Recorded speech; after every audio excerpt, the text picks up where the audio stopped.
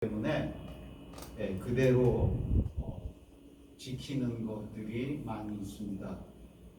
우리가 그 주전 주후 BC AD라고 이제 말하는 것에서 2019년 그랬을 때 이제 주후 2019년 예수님이 탄생하신 지 2019년째 되는 해 이렇게 말을 하고 있습니다. 그러나 이거는 이제 과거에 525년경에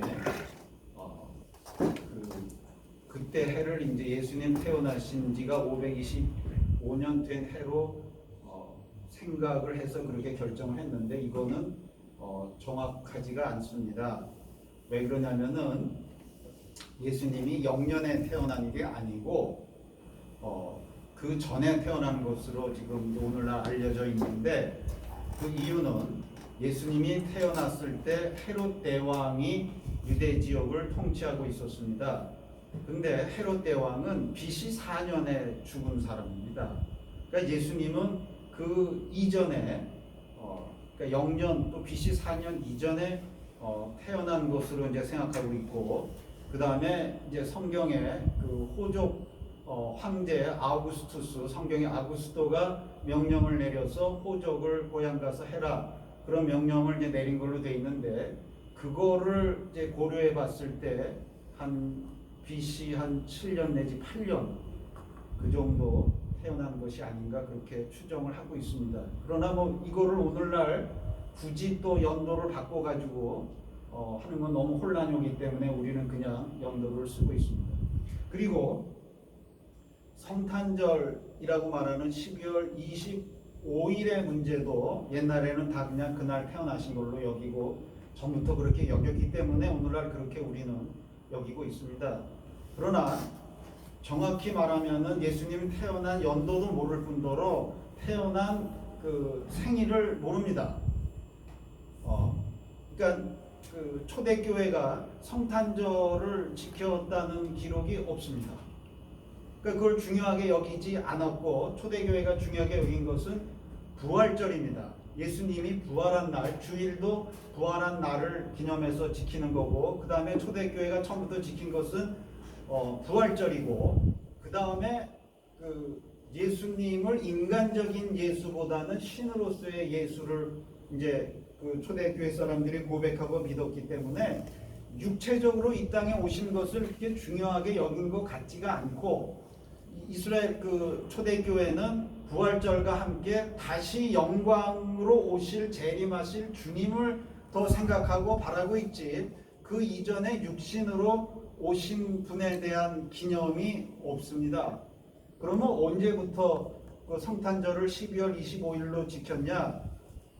한 325년 정도라 그러는데 그때는 기독교를 처음으로 공인해준 콘스탄티누스 황제 시절인데 그 로마가 전례적으로 농신제라는 것을 지키는데 농신제의 중요한 핵심이 하나가 태양신입니다.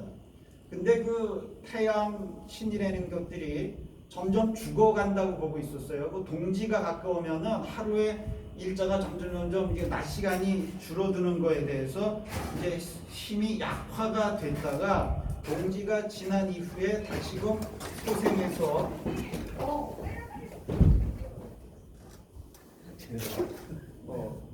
괜찮나요? 더워서? 급한 일 있으면 사람부터 살리고 그렇죠.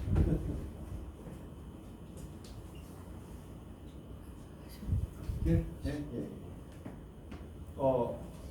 다시금 그 하루 해가 길어지는 것을 그 태양이 소생한 걸로 보고 그다음 태양신이 다시 힘을 얻는 것을 축하하면서 지키던 그런 축제일인데 그 축제일을 예수님의 축제로 바꿔버린 걸로 보고 있습니다. 그러니까 뭐 그게 그다지 나쁜 거라고 생각하지 않아요. 예를 들어서 그 제가 그 젊은 시절에 그 경동교회를 간 일이 있었는데 추석 날 갔는데 갔더니 거기서는 추석에 추수감사절 예배를 드리더라고요. 그러니까 우리나라가 전례적으로 지키던 추석절기를 우리는 감사절로 바꾸자. 그날 지키자. 뭐 그렇게 해가지고 강원우 목사님이 그렇게 하는 거를 봤는데, 그와 비슷하게 로마가 이교 신인 그 태양의 신을 섬기던 그 날을 바꿔서 예수님의 그 탄생 기념일로, 성일로 만들어서 지켜 왔습니다. 그래서 뭐 그거를 그날이 정확하지 않다 그래서 뭐 우리가 굳이 뭐 거부할 필요도 없고, 어차피 이 땅에 오신 거는 확실하니까 365일 중에 하루를 우리가 그날을 기념하고 축하할 바에는 전부터 지키던 그 날짜를 그대로 그냥 지킨다는 것들이 우리에게 아무런 흠이 되지 않고 문제가 되지는 않습니다. 다만 어릴 때 그날 태어난 줄 알고 너무나 감격하고 그랬던 거에 대해서는 약간 좀 김 빠지는 이야기는 하지만, 그냥 우리 그런 거 생각하지 말고 하루 그 축하하고 우리가 예수님 오신 것을 기뻐하는 그런 날로 삼아도 될 것 같습니다. 그 예수님의 이제 탄생의 즈음에서 되어졌던 천사의 말을 가지고 오늘 말씀을 전하려고 생각을 이제 했는데, 준비를 하다 보니까 너무나 그 말할 내용이 엄청나다라는 것을 발견을 했습니다. 예수님의 이름의 의미가 뭔가, 그리고 그 유대 전통에 의하면은 그 사람의 존재가 무엇인가를 말해주는 것이 이름으로 되어 있습니다. 우리가 아는 대로 아브라함은 아브람인데 그의 자손이 많아질 거라는 축복을 받은 이후에 아브라함이라고 이름을 바꾸면서 그 의미가 만민의 아비다, 그런 의미로 이름을 바꿔 불렀고, 야곱의 경우도 자기 형 쌍둥이로 태어나면서 자기 형 에서의 뒤꿈치를 붙잡고 나왔다라는 단어에서 그 야곱이라는 명칭을 붙였지만, 그가 약복강에서 그 하나님의 천사를 만나서 기필코 자기를 축복하기 전까지는 놔주지 않을 테니까 반드시 자기를 좀 죽지 않게 축복해달라고 악착을 떤 그 하나님의 천사를 끝끝내 안 가게 붙들고 씨르면서 하나님을 이겼다라는 의미에서 이스라엘이라는 이름을 새로운 존재가 됐다라는 의미에서 그런 이름을 붙였습니다. 그러면은 예수의 이름이라는 것들은 우리말로는 이제 예수고, 그 다음에 그 헬라 이름 명칭으로는 이에수스고, 한 단어가 아니고 이에수스. 그 다음에 이거를 이제 본래 헬라어로 이 사람들이 유대인들이 쓰는 게 아니니까 히브리적 말로 말하면은 예슈아, 여호수아라는 그 단어입니다. 그래서 그 이에라는 건 이제 그 하나님 여호와를 의미하는 단어 그 앞에 명칭이고, 호슈아라는 단어가 구원이라는 단어입니다. 우리가 뭐 호산나 말할 때 우리를 구원하소서 이런 단어라고 알고 있는데, 그러니까 여호와는 우리의 구원이시다, 그런 의미로서 그 이름이 지어졌습니다. 그리고 우리가 오늘날 통상 부를 때는 예수 그리스도 부르는데, 예수 크리스토스 이렇게 부르는데, 크리스토스라는 그 헬라어 그 코인의 헬라어는 기름 부은 자라는 의미고, 그것은 우리가 아는 대로 히브리어로는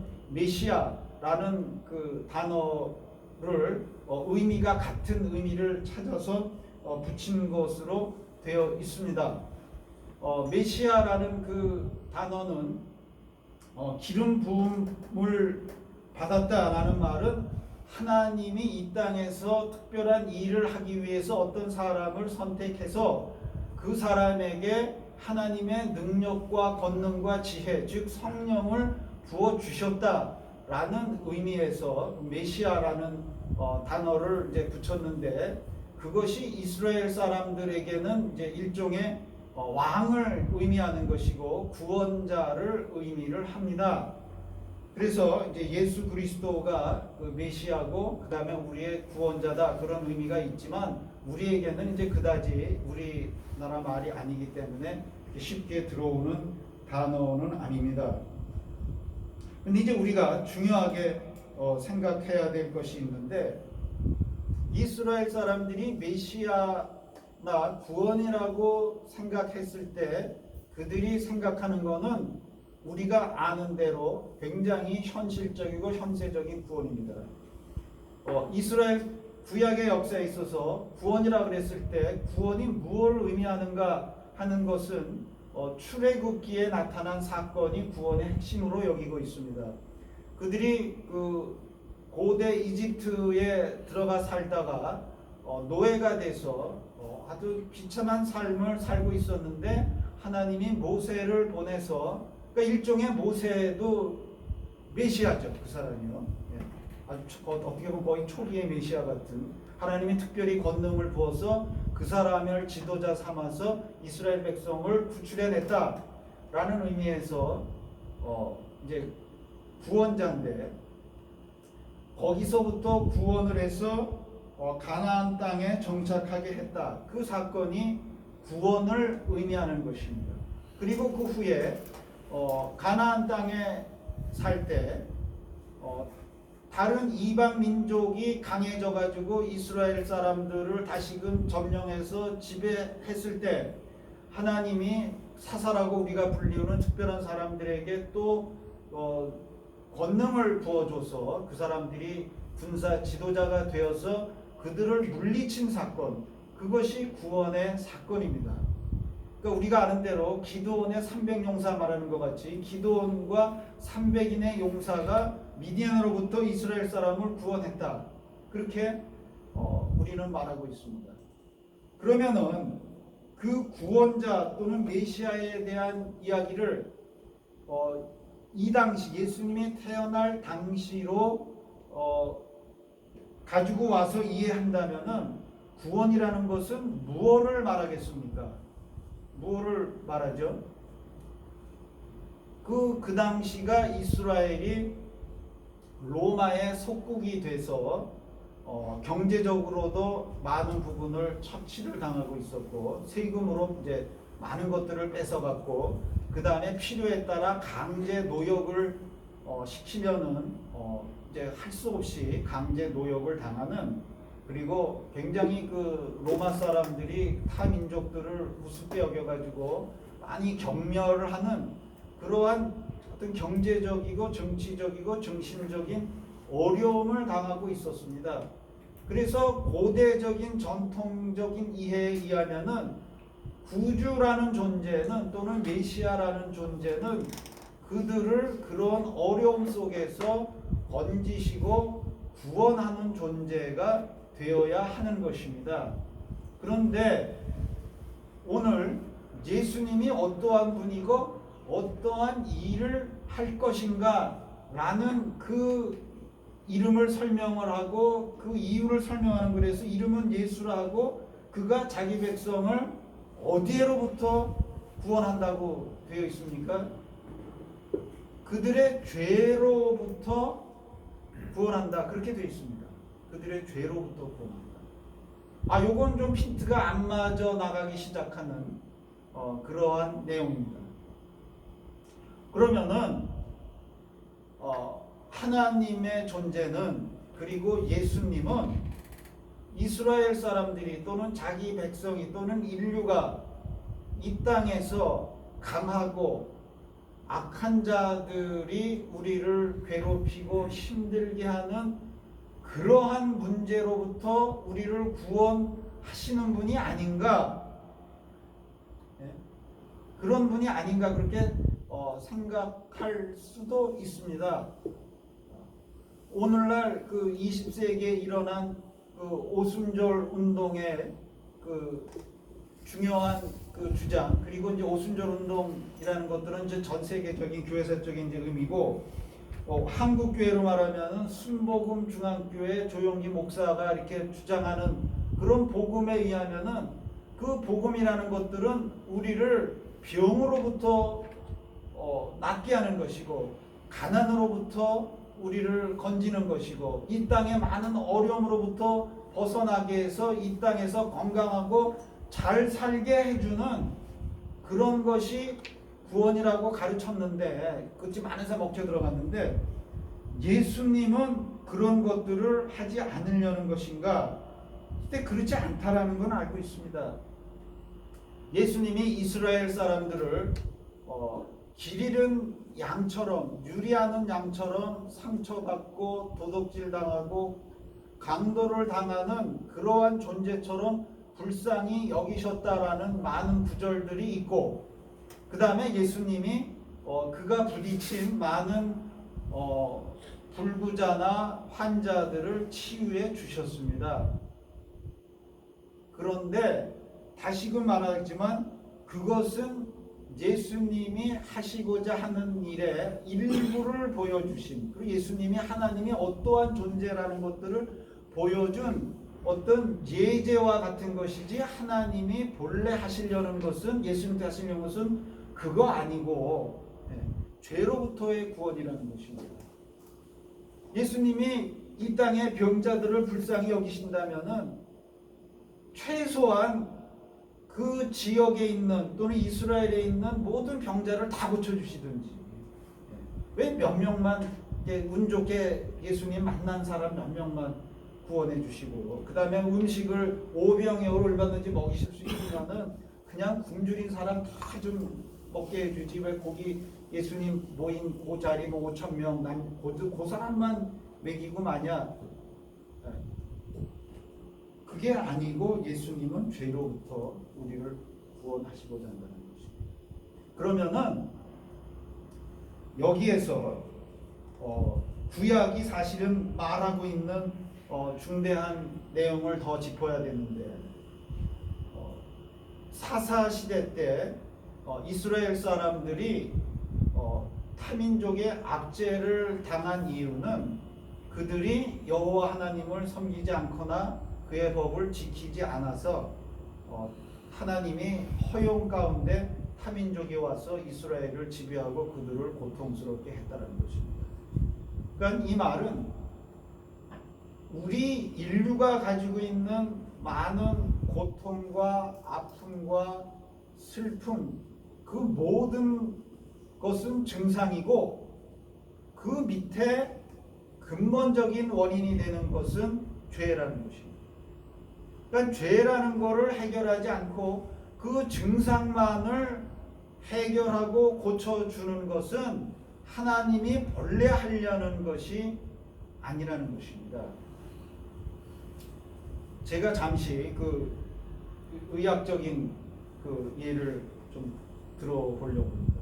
이거는 제가 작년에 이제 암센터에 좀 있었는데 그때 옆에 그 환자한테로부터 이제 들은 이야기인데 한 40몇 50 가까이 된 사람인데 굉장히 이제 불평을 하는 걸 들었어요. 자기는 평소에 굉장히 건강에 신경을 써서 음식 먹는 것도 신경 쓰고 그 다음에 운동도 열심히 해서 조기 축구회도 하고 그 다음에 건강검진 받으려는 거 다 받았는데 자기가 병이 났다는 것입니다. 그리고 이제 그 병이 났을 때 겉에 나타난 증상의 하나가 고혈압인데 고혈압 약을 먹어도 낫지가 않았다는 거예요. 고혈압 약의 이제 방식이 4가지라 그러는데 4가지를 다 뭐 이 병원 저 병원 쫓아다니면서 다 먹었는데도 혈압이 떨어지지 않아서 고통을 받았는데 그가 화를 내는 것은 나중에 암센터에 들어와서 피검사를 해보니까 고혈압의 원인이 칼륨 이온이 너무 떨어져서 혈압이 올라갔다는 것입니다. 그러면 왜 또 칼륨이 떨어졌냐? 그러니까 우리 몸이라는 것들은 그 항상성이라는 게 있는데 항상 일정한 그 농도를 맞추려는 그런 그 원리를 가지고 있습니다. 그러니까 뭐가 나트륨이나 칼륨이 농도가 높아지면은 배출하고 그다음에 낮게 떨어지면은 우리 신장에서 그거를 배출하지 않고 다시 흡수를 하고 이런 역할을 하는데 그 사람의 심장 옆에 부신에 어떤 혹이 나서 그 역할을 제대로 못한 것 같다는 것입니다. 그래서 그것이 이제 암인지 단순 종양인지는 모르지만 그거를 제거하기 위해서 암센터에 들어온 것입니다. 근데 이제 우리가 뭐 혈압이든 두통이든 그 원인이 여러 가지가 있는데 그거를 그냥 단순하게 몇 가지 방식으로 혈압을 떨어뜨린다든지, 그 다음에 머리가 아픈 요인도 여러 가지인데, 그러니까 고혈압 때문에 머리가 아픈 경우도 있는데 혈압을 낮추면 머리 아픈 게 없어지거나, 또는 진통제 먹어도 머리 아픈 게 없어지고, 뭐 제가 뭐 여기 의학적인 하는 걸 예를 드는 것인데, 우리가 겪는 많은 문제들의 배후 원인이 죄라고 성경은 가르치고 있습니다. 그 다음에 우리가 성경을 읽을 때 한글 성경으로 읽는 것이 우리는 뭐 당연한 것이지만, 한글 성경으로 읽을 때 본래의 의미를 놓치는 경우들이 가끔 있습니다.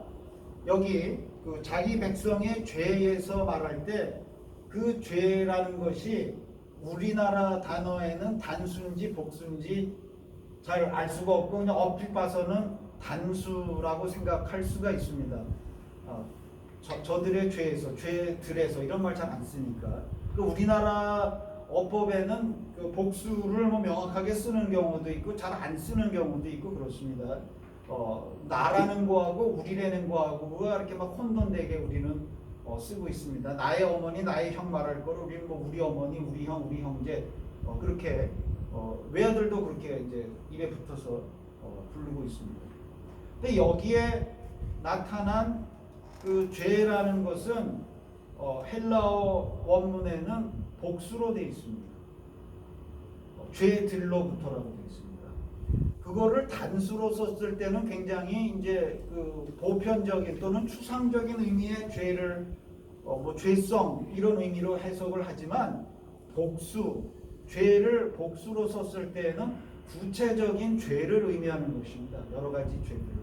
그러니까 한 가지 원인이 아니고 여러 가지 원인의 죄들, 그리고 그로 말미암아 여러 가지 증상들이 나타나는 것이 우리를 힘들고 고통스럽게 하는데, 예수님은 힘들고 고통스러운 것들을 진통제같이 뭐 멈추게 하거나 잠시 고쳐주려는 그런 것이 아니고 근본이 되는 죄의 문제를 해결하러 오셨다라는 것입니다. 예수님이 그 병자를 고쳐준 예들이 여러 군데 나오는데, 그때 뒤에 그 덧붙인 말을 사람들이 잘 주목 안 하는 게 있습니다. 여러분 무엇인지 아십니까? 다시는 죄를 짓지 말라를 붙이고 있습니다. 다시는 죄를 짓지 말라.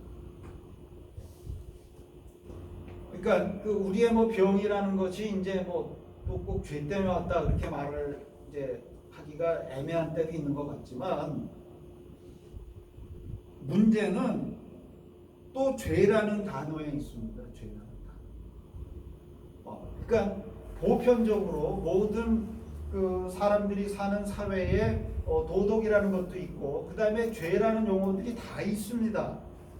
부도덕한 것이 있고 잘못된 것이 뭐다라는 것들이 다 이제 보편적으로 비슷하기도 한 보편성이 있지만 또 조금씩 차이들이 있습니다. 그러면은 여기서 그 죄라는 것은 어떤 내용을 죄라고 불렀나 하는 것이 중요한 것이지, 한글 성경을 읽고 우리 생각하기에 우리의 죄를 여기다가 대입시키면 안 되는 겁니다.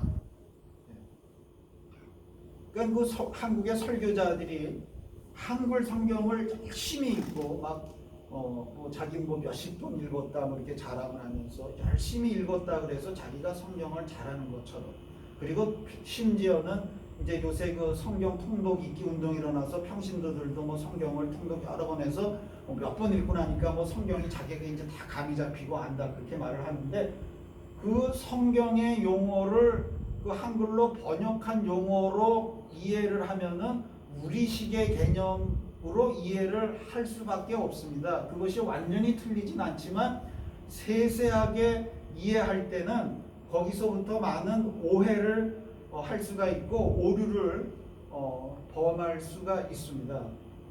그러면은 그 성경이 죄라는 단어라고 번역한 단어가 딱 한 단어를 우리 성경의 한글로 죄라고 번역하진 않았습니다. 여러 가지 다른 단어를 죄라고 번역을 했습니다. 그러면은 이제 그 여러 가지 단어가 있는데 뭐 제가 그런 것들을 일일이 다 지금 설명할 필요는 없고, 우리가 대체적으로 알고 있는 것 중에 불법이라는 단어, 법이 아닌 법에 대한 부정어를 써가지고 불법이라는 단어도 죄라고 번역을 하고, 그 다음에 의롭지 못한, 정의롭지 못한 이라는 단어도 죄라고 번역을 했습니다. 불의도 죄라고 번역을 했습니다. 요거는 우리하고 그렇게 크게 차이가 나는 개념은 아닙니다.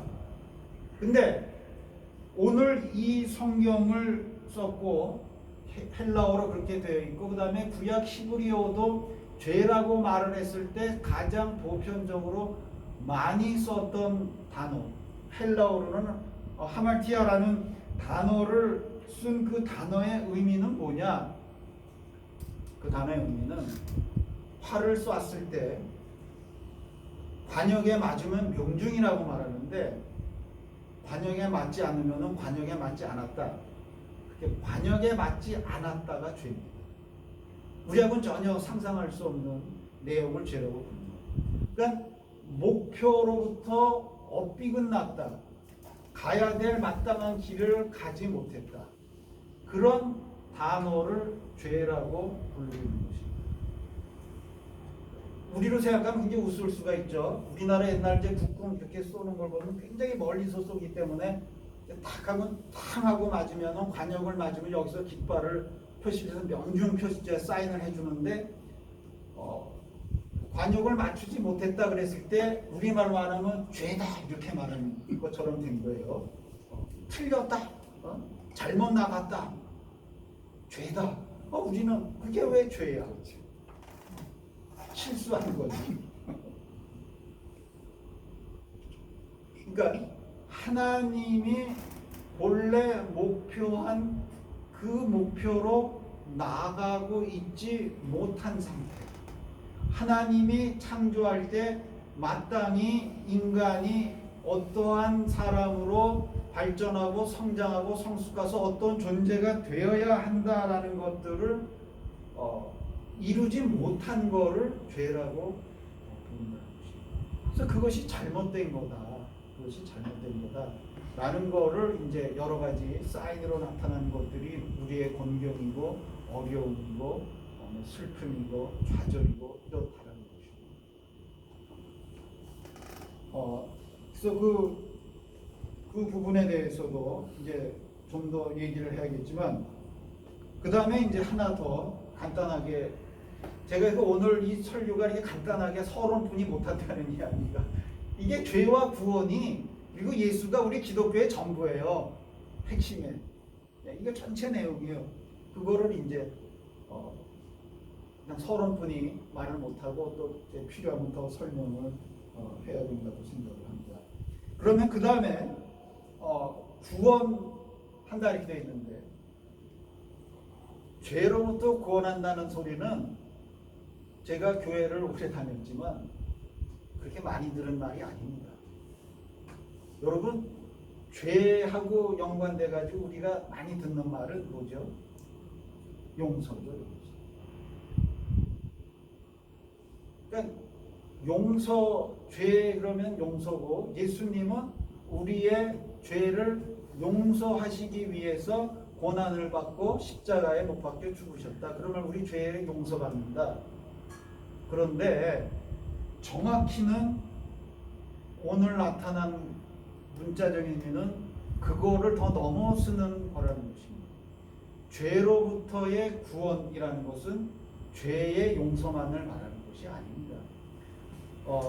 예수님이 뭐 죄 짓고 와서 잘못했다고 용서를 빌면은 뭐 7번씩 뭐 70번이라도 용서를 이제 해준다는 얘기를 하셨지만, 실제적으로 우리가 당해보면은 우리가 잘못해서 하나님께 잘못했다고 용서하고 죄를 비우고 용서받았다. 그랬다가 또 똑같은 죄를 짓고 또 나중에는 우리가 미안해서 하기가 어렵고 주님 앞에 나가기가 좀 굉장히 그 양심에 꺼려지는 일이 되는 것이 우리의 기본적인 심정입니다.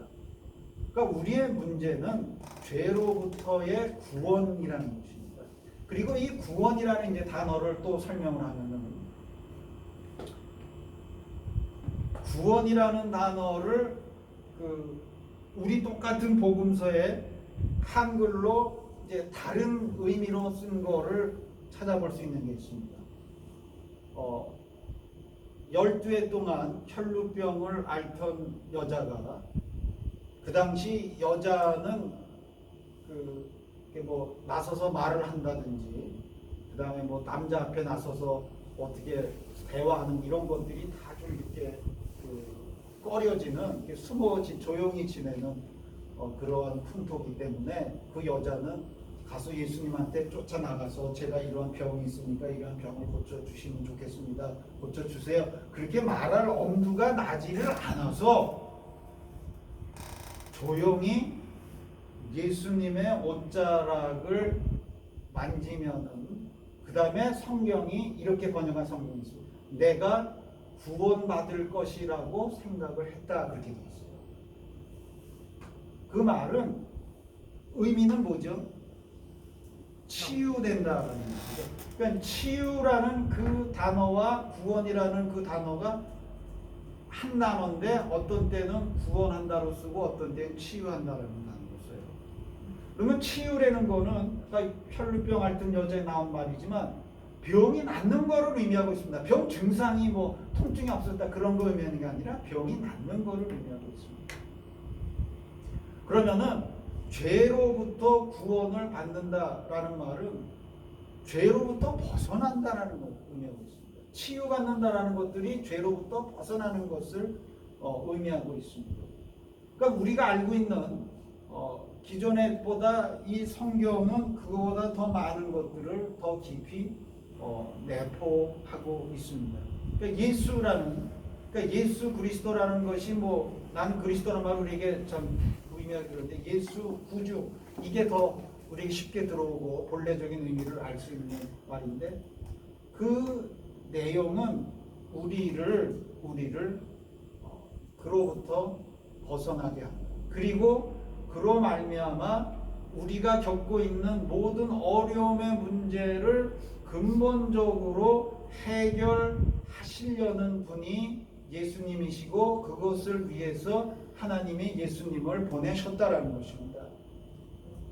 우리의 삶에 우리는 두 가지를 해야 되는 것입니다. 한 가지는 근본적으로 죄의 문제를 해결하려고 하는 것이고 또 하나는 죄의 문제가 너무 고착화되고 너무 심각해가지고 나타나는 여러 가지 사회 병리적인 현상 그로부터 피해를 입는 많은 사람들이 있습니다. 죄와 그 고통을 연계시킨다 그래서 한 개인이 더 많은 고통을 받는 사람이 더 많은 죄를 짓는 건 아닙니다. 죄라는 것들은 그 사회의 전체에 퍼져 있는 것이고 그것은 마치 그 사회가 병든 거와 마찬가지입니다. 우리가 우리 몸이 정상적으로 돌아갈 때는 통증이 없고 다 몸을 잘 움직일 수 있지만 우리 몸에 병이 왔을 때에는 우리 몸에 이상이 오고 통증이 오는데 어느 쪽으로 통증이 오냐 다 아실 텐데 가장 약한 부분이 터져나가고 가장 약한 부분에 문제가 생깁니다. 우리 몸에 어떤 스트레스를 심하게 받든지 많은 영양소가 부족해서 면역 기능이 약해졌다. 이 병이 그럴 때 어디가 아파오냐? 우리가 가장 약한 부분. 이건 우리 모든 사람들이 알 거예요. 나의 어떤 부분이 약한데 내가 몸이 스트레스 많이 받고 몸이 아프면은 뭐 장이 안 좋은 사람은 당장 장에 탈이 난다든지 위장이 안 좋은 사람은 뭐 위장에 탈이 난다든지 어떤 사람은 뭐 자주 머리가 아픈다든지 또 어떤 관절이 아픈다든지 그런 것처럼 우리 사회가 병이 들었을 때 그 사회에서 가장 약한 존재들이 고통을 받는 것입니다. 전쟁이 났을 때에 임산부와 노인과 어린아이들이 고통을 받는 것처럼 우리 사회가 병들고 우리 사회에 죄악이 만연할 때 그런 사람들이 고통을 받는 것입니다. 그래서 우리는 죄의 문제는 죄의 문제대로 해결을 하지만 응급처치를 해야 되는 것처럼 그 고통받는 사람들의 고통을 우리는 좀 덜어주려고 하고 어느 정도 해결해 주려는 일을 하는 거와 동시에 더 예수님이 하시고자 하는 근본적인 우리의 삶의 근본적인 문제, 예수님이 하신 모든 일이 우리를 죄로부터 구원하시기 위해서 이 땅에서 모든 일을 하셨는데 그 모든 일을 하셨다라는 것들이 가르치신 것, 우리의 삶의 목표를 어디다가 두고 어떻게 살아야 되냐, 그것을 직접적으로도 가르치시고 비유로도 가르치시고, 그 다음에 예수님이 이 땅에서 많은 유혹과 두려움을 극복해내고 이기시고 마지막에는 십자가의 유혹까지도 고난까지도 감당하면서 예수님이 만들어 놓은 그 새 인간성, 새로운 존재, 그 존재의 힘을 우리가 받는 것, 그 모든 것들이 우리가 죄로부터 벗어나는 길이라는 것입니다. 이거를 간단하게 설명 못하고 이제 더 이상 서론만 저는 설명을 했다고 생각하고, 이것을 배우고 이것을 가르치는 것이 교회고, 고통받는 사람들을 고통에서 덜어주는 것도 하지만 근본적인 문제를 건드려서 결국은 그 사람의 삶의 방향을 올바로 잡고 올바른 온전한 존재가 되도록 하는 것이 교회고 기독교회가 할 일인 것입니다. 오늘날 이상하게 나간 기독교 이야기는 이루 다 말할 수도 없고 여러분도 다 알기 때문에 그거는 할 필요성도 느끼지 않고 필요하다면 이따가 오후 토론 시간에 그런 얘기들을 하겠습니다. 우리는 예수님의 이름의 의미가 뭐고 그 다음에 그분의 목적이 뭐냐, 우리를 죄들로부터 많은 범죄함으로부터 자유케 하고 그를 치유하고 그를 구원하기 위해서 오신 분이라는 것을 이 성탄이 다가오는 주에